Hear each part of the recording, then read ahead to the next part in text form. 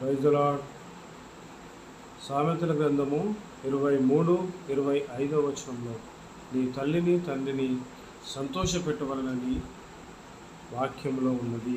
నీ తల్లిని తండ్రిని నీవు సంతోషపెట్టవలని, నీ మాటల ద్వారా, నీవు ప్రేమించే విధానం ద్వారా వారిని ఎంతో సంతోషపెట్టవలను.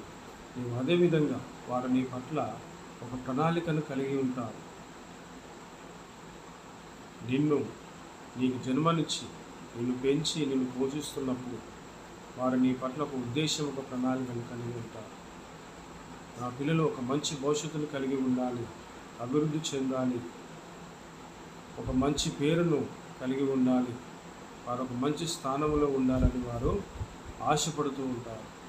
అదేవిధంగా సమాజంలో మనము మంచి పేరు కలిగి ఉన్నప్పుడు